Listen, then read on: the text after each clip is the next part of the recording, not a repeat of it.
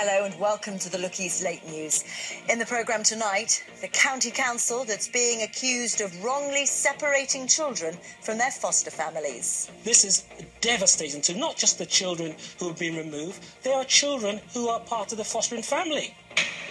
Also tonight, plenty of fish in the sea, so why do the people who catch them say their livelihoods are in trouble? And we visit the Essex constituency that's turning into a political battlefield.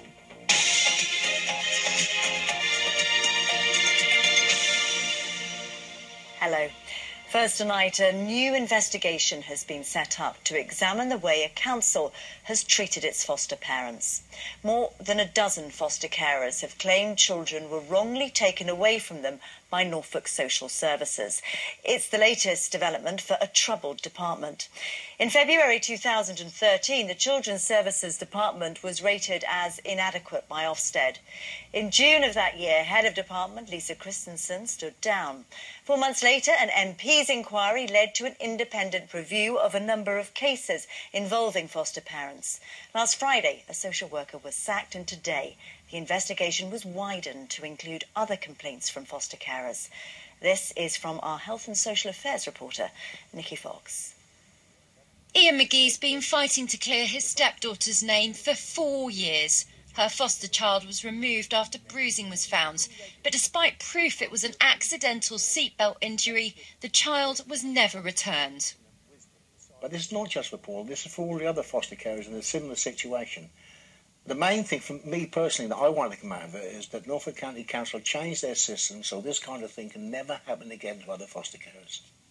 Last week, this social worker, Pete Barham, was dismissed for gross misconduct pending an appeal over her case. And the McGees aren't the only ones who feel they've been unfairly treated. BBC Look East has spoken to 10 foster families who say their children were removed inappropriately. In fact, 130 people have been deregistered by Norfolk County Council over the past 4 years. Jamie Perrin now works offshore. He used to be a foster carer but was also deregistered over allegations which were never substantiated. Over the years, it does seem that Norfolk Social Services have just railroaded over people, and now, with the pressure that's been brought on social services, we feel that this is the ideal opportunity for our case to be looked at in a different light. The independent review will be led by this man, a former council CEO, Ian Parker. He'll be joined with an officer seconded from Norfolk Police, along with a Norfolk social worker and 2 foster carers. Together they'll have a chance to look again at decisions that were made. Social workers and colleagues that they work with, multi-agency colleagues, have to respond to concerns that are raised about children. That is what society expects them to do. And sometimes it's not a perfect science, it's not a perfect world, it's not black or white, it's shades of grey. And sometimes we don't get that right. This is about child protection, but in all of the cases that we've investigated and where allegations were unsubstantiated, not one of the children has been returned to their foster parents.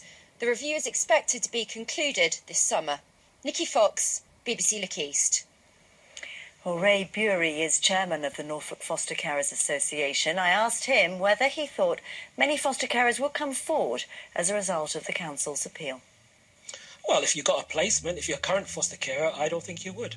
Right. I wouldn't have, as foster carers, they don't have any rights. Prisoners have more rights than foster carers. And if you want to continue to foster, it's wise to keep your head down. That's what our members tell us. Do you have no faith in this review, then? Well, we have never been consulted. Most of these cases have been brought to the members, brought to the county council through this organisation. And we have not been involved in this process. We have not seen the terms of reference. So how can we have confidence in a process where we're being excluded? I mean, Sheila Locke has told us you are very much invited to come forward and to raise cases, and that you're not excluded. No, Sheila Locke only recently said that they won't even engage with us. Since we raised these cases with the Children's Minister back in 2011, Children's Services have refused to engage with this association.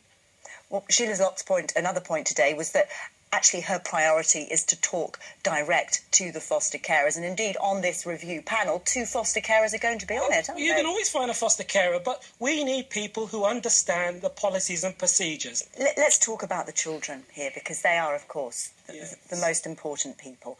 What is the impact on children here if they are removed, perhaps wrongly, from a carer situation? Devastating. I had a 12-year-old boy contact me, begging me to get me back, to try to get him back to his foster carers.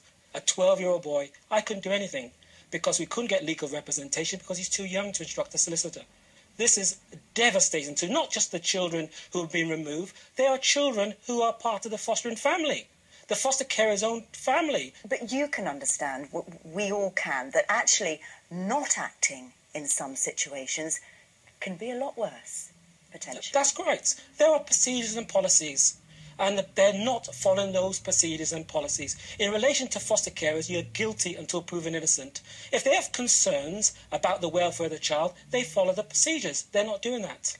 As a result of this, do you think fewer people are likely to come forward to offer their services as foster carers? I think decent foster carers are going to wonder where it's worth it, because at the moment they are not protected. The government does not provide the necessary protection.